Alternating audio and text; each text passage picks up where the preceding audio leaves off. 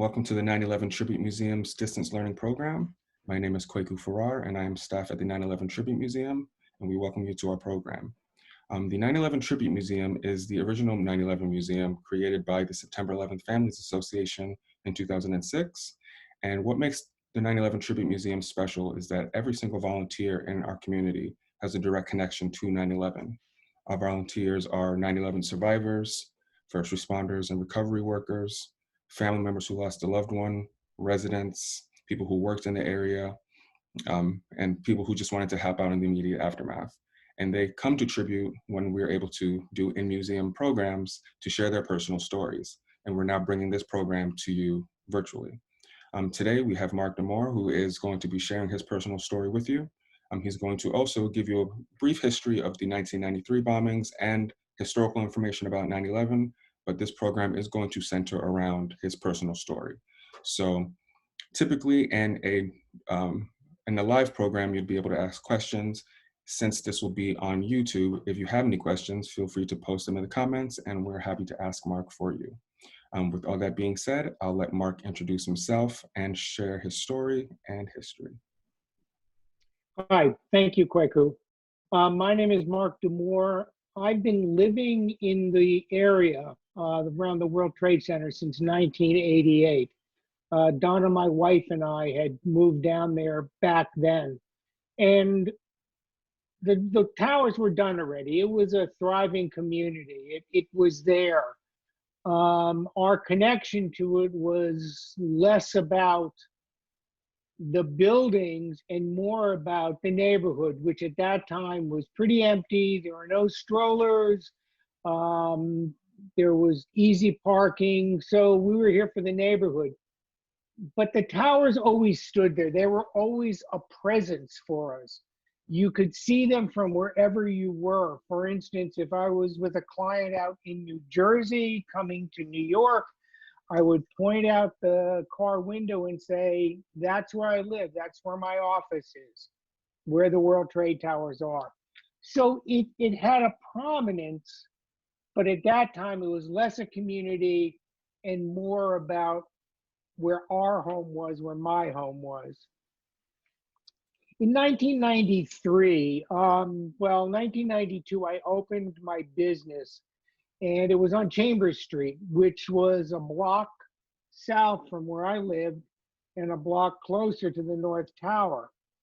And at that time, you know, it was a 5-story, I mean, that's what it's always been, a 5-story walk up with an elevator now, building, wood frame.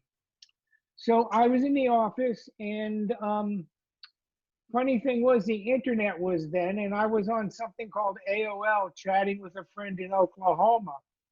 And while I was on that chat, the friend said to me, hey, there's a news item that came across here about the World Trade Tower. There was a bombing.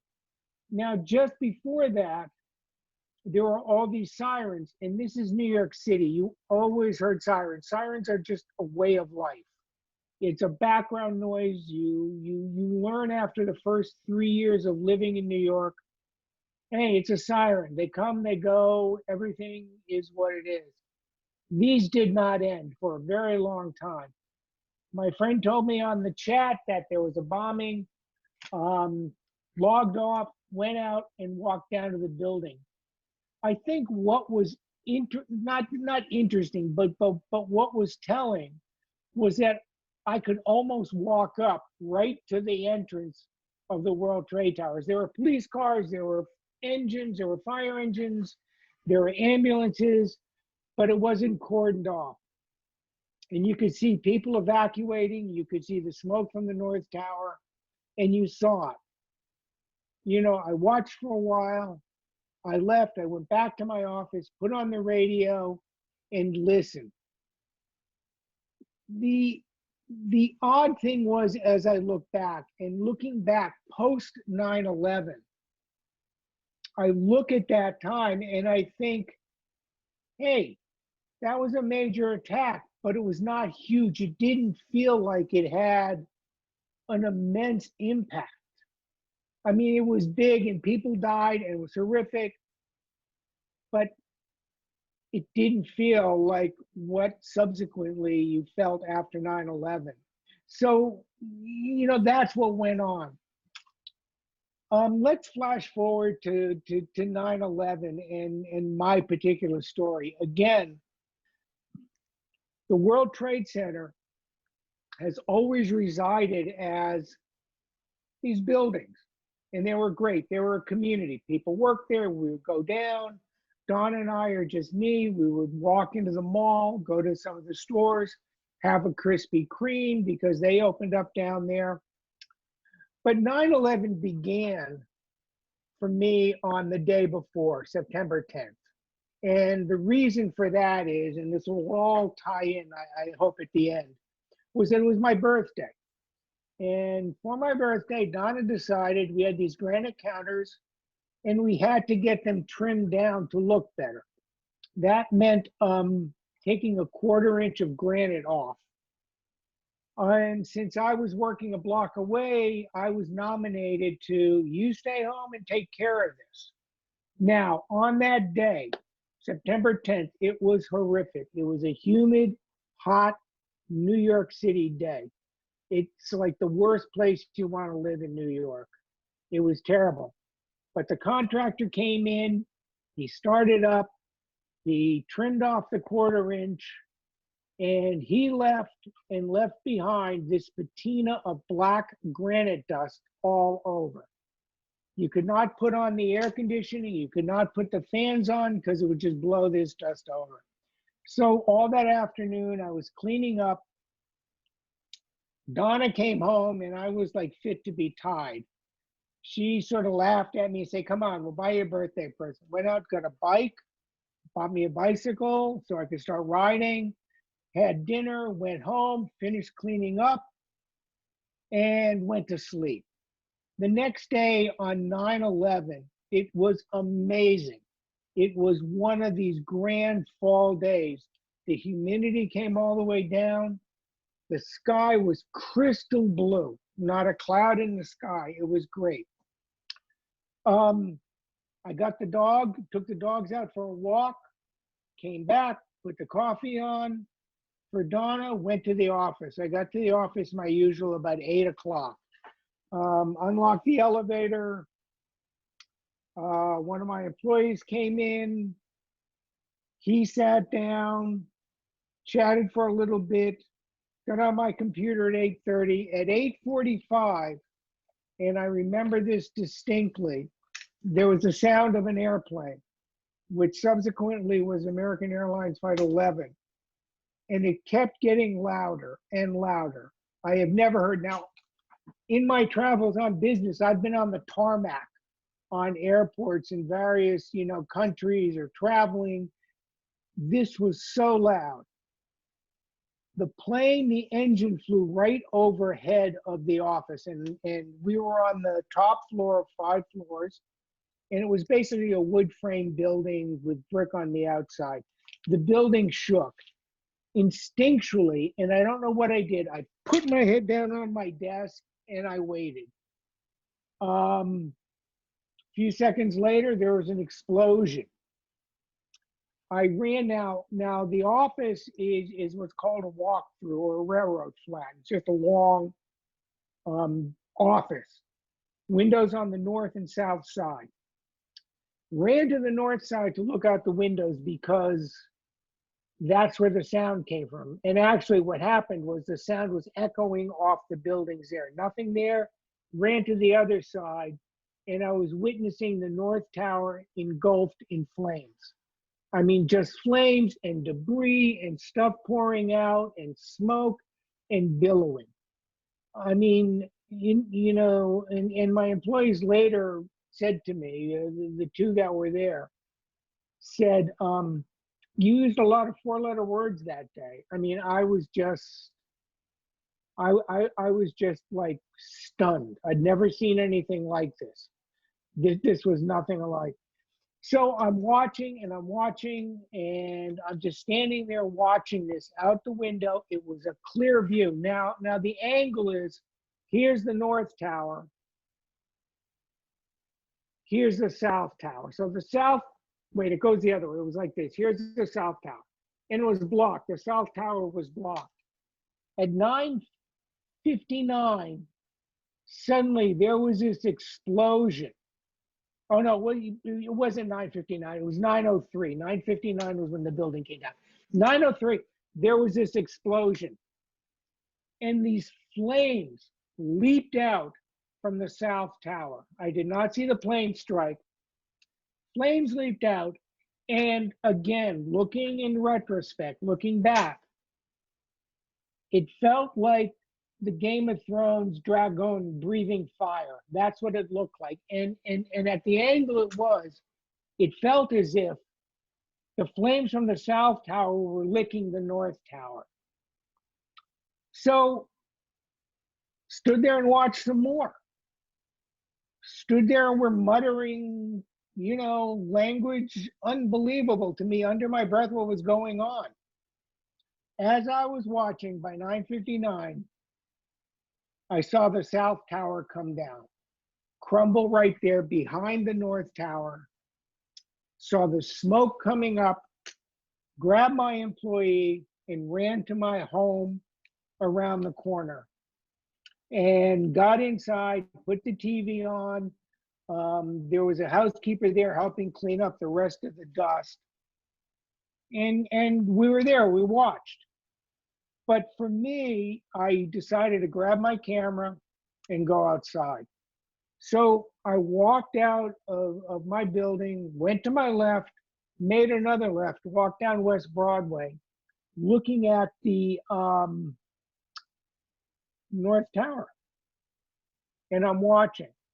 And I'm taking some pictures around. There's a lot of dust on the street from the fall of the South Tower. And as I'm watching, I begin to see the North Tower coming down. Now, again, I'm looking back at this as a memory. I was there and the memory is fresh, but I think with all memories, we add to it. We end up not embellishing as much as we see it in different ways as we learn more. And all I could think of now is that the North Tower was saying, I tried the best I could. I tried to get everybody out as best I could. I can't do this anymore. I can't. And for me watching, though it took 10 seconds to come down, it felt like it took a long time. It just came down like this in slow motion, like it was kneeling. There was this immense explosion of dust. Here I am on West Broadway, literally 4 blocks away, turned, ran like hell, turned the corner onto my block, and I watched this dust cloud come up West Broadway, down this canyon of buildings, and it blew up, and then it was over, and I was still outside in this. And there are a couple noteworthy things that I want to bring up. One was 5 blocks away, the dust was only about so deep. And if you walk further north, it got a little less deep. When you went further south, the dust was like literally, a foot or 2 deep. The other thing that stood out to me that I keep forgetting to mention at times was that there was complete silence. The minute the North Tower came down, there was utter silence. No sirens, no.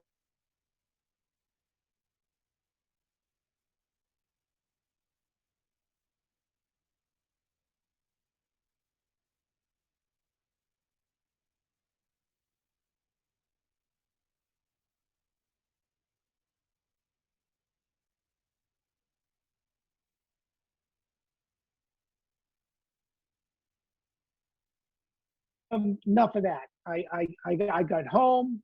Luckily, I wasn't covered in dust. I didn't drag it in. My employees were there. The power went out. We sat around for a little bit, and they decided to leave. Some walked across the Brooklyn Bridge. to Brooklyn. Others walked up to Penn Station and got out of town. Now, my wife, Donna, at the time, and her story is interesting. She's told me this story was at 8:44, 8:40, whatever, she was getting in a cab to head north, to head to her office. She saw the plane strike. She got into the cab and she told him, "Get the heck out of here. I'm going to work." In her mind, it was like, okay, they're going to fix this. It was like 1993. Everything will be fine. I'm going to go to work and do it.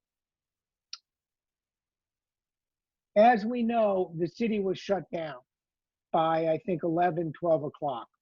No subways, no trucks, no anything. So, and I couldn't get in touch with her. There, cell service was down. So apparently, she tells the story, she was walking. By this time, she was, Canal Street was blocked off. So between when my employees left 12 and later when Donna showed up, I was out taking some pictures. And I just want to show you, maybe if you can make this out. Here's what it looked like. Those are papers that were on the street. And that is quite telling if you look at that. The street was littered with papers. Ripped papers, torn papers, burned papers, frayed papers. But the other thing about it, and again, I go back to, this was a memory. At the time, you looked at it as just this act of, just violent act. Today, I look at it and say, those papers were in somebody's hand, maybe. They were in a desk drawer. Somebody was reading them at the time. And now they were all over. I mean, these papers were all the way into Brooklyn. The other thing that was, if you can see this picture on the bottom, you see the truck that says, the car that says triage written in the dust. Right down the street, there was a triage center set up. Nobody ever showed up. It closed up within 4 hours. And again, one of the facts about 9/11 were you either lived or died. There was hardly any triage. There's that famous photo of St. Vincent's Hospital in Greenwich Village where the staff is standing outside waiting. Nobody really showed up. Nobody showed up. So here I am. I go out, take some pictures. I come back. Can't find Donna. About 4:30, the door opens up. Now remember, the power's off, so she had to walk upstairs, which she was not a happy camper. And she comes in, and I look at her, and the first thing I say to her was, "How the heck did you get across Canal Street? It was blocked off." And she just simply said, "When the cop wasn't looking, I ducked under the barricades and ran like hell." And she said, "You know what? I don't think they really cared." So I got home and I looked at her and said, "Well, I'm glad you're home." And then I looked at her again, and Donna in her own style is like, very Chanel, very much, the color black is the only color, high style. She ended up having around her neck this bandana. As you can see, it's camo. In the middle of all of this, I'm sort of laughing at her. I said, "Since when do you wear camo?" And she just looked at me, and you're going to hear more, a little bit more reference to her, because I think for me, my PTSD was I had to do stuff to keep going. Donna was a realist, and she said to me, "We're at war. I got that bandana to wear to cover my mouth, but we're at war." And that's how she looked at it. She also had 2 little American flags she taped to the door. Came in, she knelt down. She was petting the dogs. And she just quietly said, is Krispy Kreme gone?" And again, I tilted my head, wondering where this was going. And I said, "Of course it's gone, because Krispy Kreme was in the mall under the orphanage." I said, "You don't feel like having donuts, do you?" And she just looked up at me in very plaintive eyes and said, "No, I keep thinking those donuts became halos for everybody who died. So, the compassion was there in her way, and she looked at it. So the power's out, it's dark, and what I'm doing now is we're grabbing stuff out of the refrigerator. We're throwing it in the oven because the gas is on, no electricity. We lit candles, we have a radio on, we eat some dinner. I take the dogs out. Now, again, the dust is there. I take the dogs out, I walk them, I come back in, and I'm wiping the dogs' feet off. And I'm cleaning them off, and Donna just looks at me and says, again, she got it far sooner than I did. She said, you were complaining about the dust in the house from the counter. And she just pointed out the window and she said, the world is never going to be the same. I never want to hear you complain about anything again. And I think she's right. It did change. And subsequently, or not even over time, I got it. The world had changed. So here we were, went to sleep, got up the next day in a panic because there's no way, 5 flights of stairs with the dogs, no food, no electricity. Ended up finding a hotel, stayed at the Tribeca Grand, which is still in the zone. We were below Canal Street, so we could stay. Plus, we lived here. We got a room there, took the dogs down there, and we stayed there. I kept coming back to feed the birds. In 3 days, and this is another part of how we came together at this time like I've never seen before or never felt. Con Edison, well, all the dust was cleaned up within a day. I don't know how they did it. The cars were cleaned up. It was just amazing. I was in the hotel. Con Edison had laid cable, new cable, along the sidewalk or on the street. And we're talking, this size cable, running electricity. So in 3 days, we were back home. It was still in the midst of, it was still the first week. The fence had gone up on Chambers Street. My office was locked off. I had no access to my business at all. Not that there was any business going on. What was notable, and what you do during the day was you'd walk around. First thing that was notable was the trucks showed up. Food trucks, Burger King, McDonald's, all kinds of food trucks. And anybody down there, you could go up and say, I'd like a quarter pounder with cheese, large fries, and a Coke. And they just give it to you. No questions, nothing. And you'd walk around and you'd see the police, the firemen, the FDNY was not there. The fire department, they stayed on the pile. They were self-contained in there. It was mostly police, Secret Service, CIA, and recovery workers who were there. And you could sit on the benches with them and eat, though nobody was very chatty.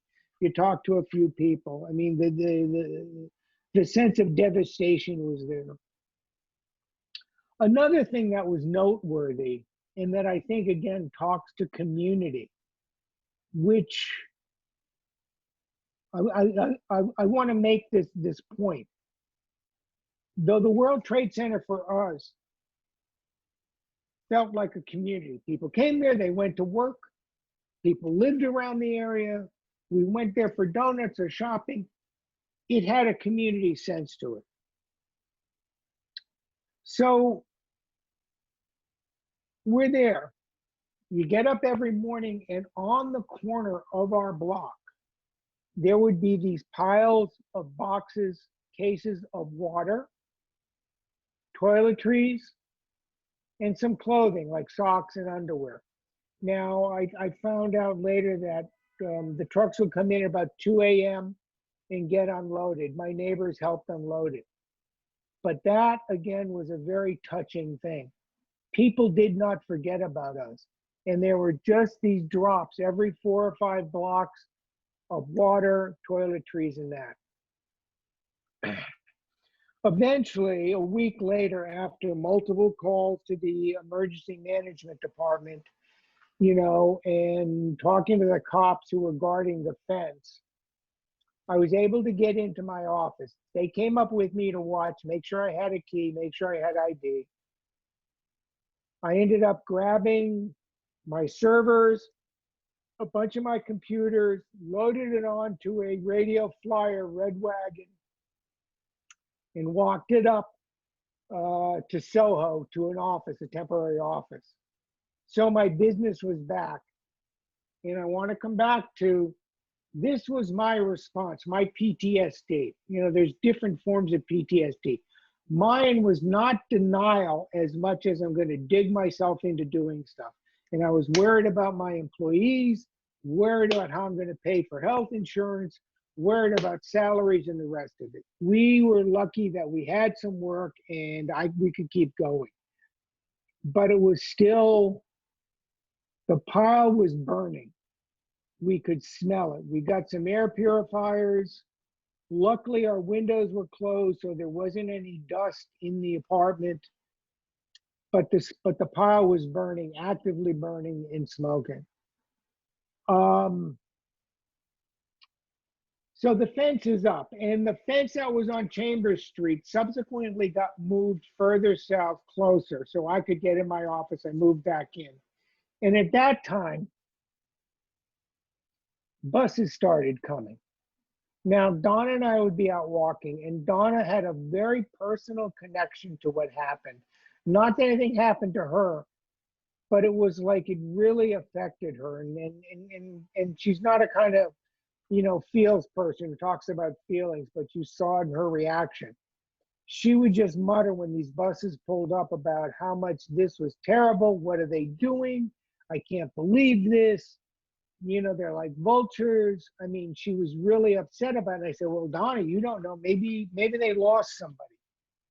The reality was, if you lost somebody, you ended up being part of the Tribute Museum.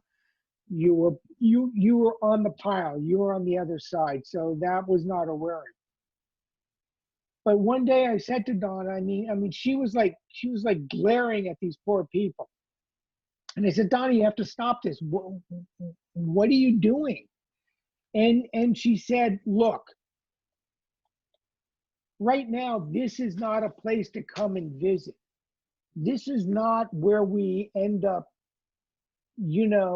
it's not a memorial. It's not a place to remember. It's a pile of debris with bodies. And we have to respect that. One day it will end up being a memorial, which it eventually did, and she was correct.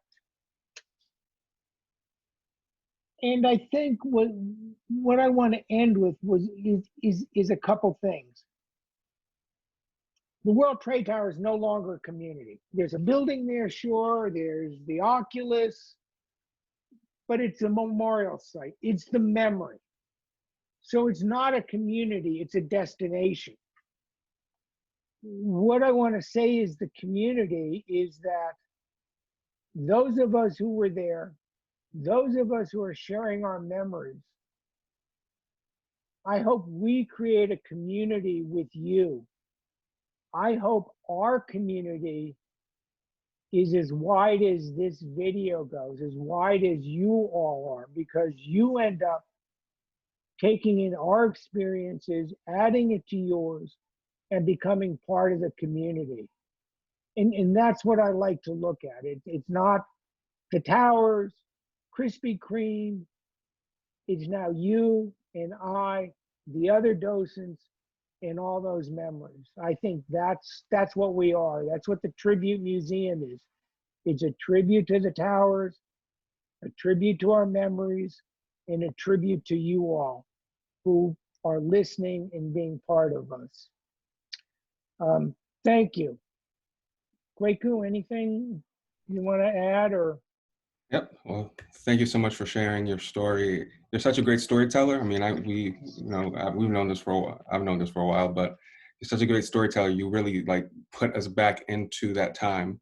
We can really like feel, smell, like almost taste, the environment. So really hope that people are really able to take away, not only the history of that day and the subsequent days, weeks, and months, but really the chaos of it all, but also the important notes of community, people coming together, people helping each other out, because that's something that's really important. I do want to circle back to a point you made about how Donna noted that the world had changed.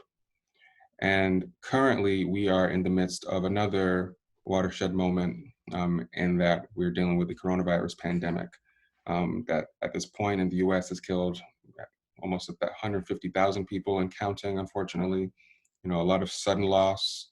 You have people who catch this and 2 weeks later they're gone. So there's a lot of people dealing with this. All of us are dealing with this for the first time, but this is the first time a lot of people are dealing with a large scale mass casualty event. For the 9/11 community, this is something that is not new. Having to face, you know, chaos like this, massive loss, and having to deal with the aftermath.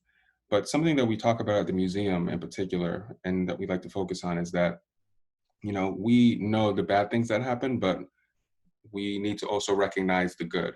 And something that I've noticed that we talk about with coronavirus are service workers, essential workers, and that people who are putting their health at risk or their lives on the line to help others. Given your connection to 9/11 and also now living through the pandemic, what insights do you have about similarities overall and in a service capacity? It's fascinating because as I was thinking about this, I knew what the question was coming, and I said, well, it's different. This is kind of politicized. There was no politicization in 9/11. We're all on one page. But here it's fascinating. During 9/11, a lot of the neighbors left. The neighborhood was empty. The building I lived in, the building I live in now, currently we lived in, I think half the people left. There are only very few of us left here. And that's happened now during the pandemic.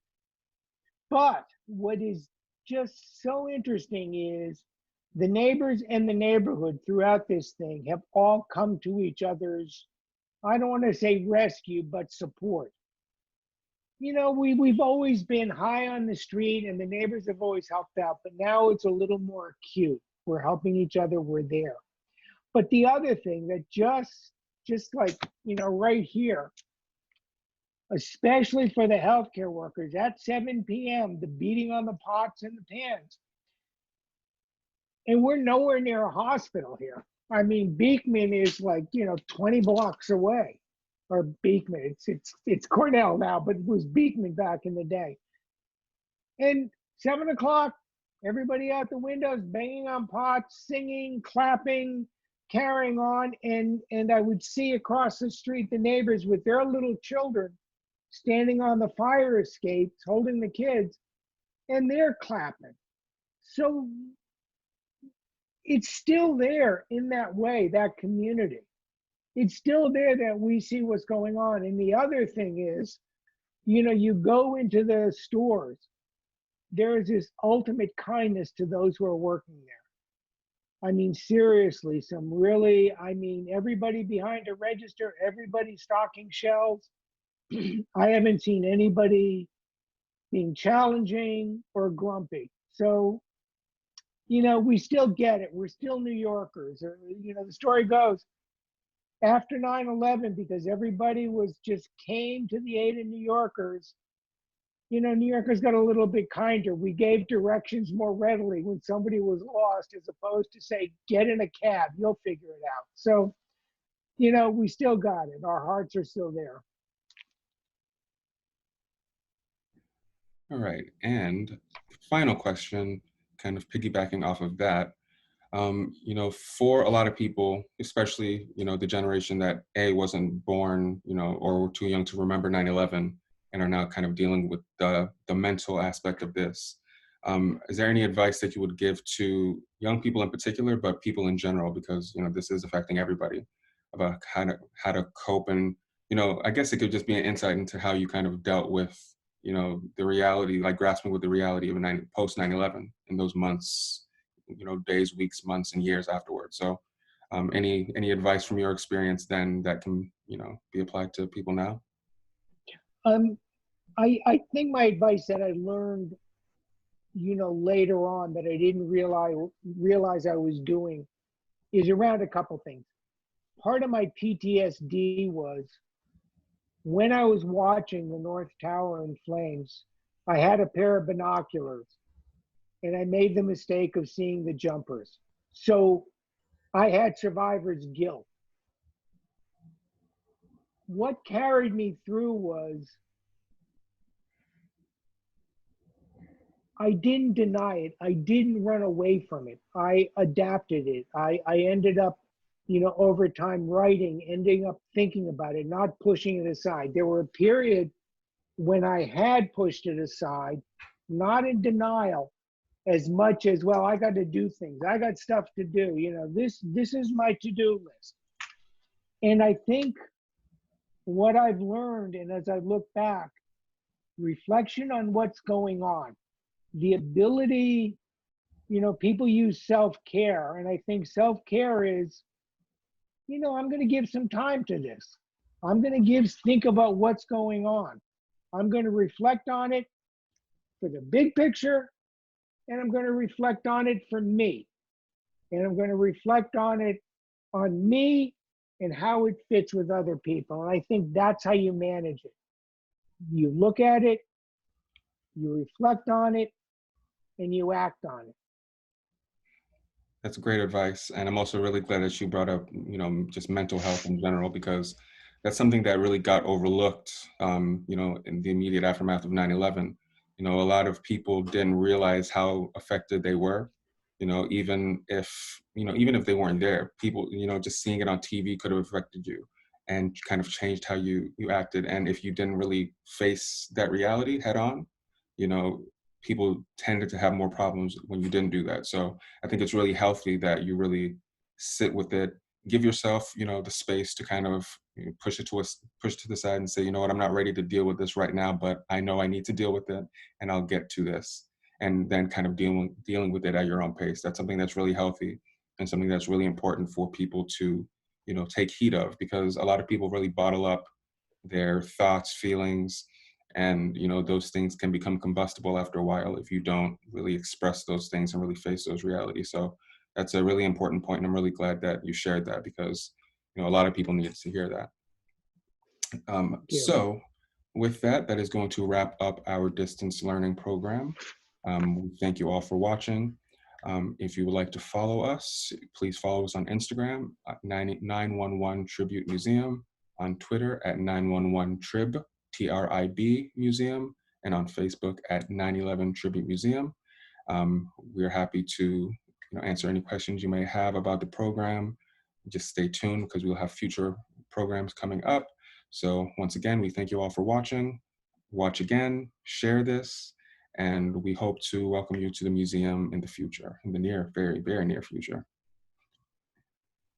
Thank you. Thank you all. Okay, so I'll stop.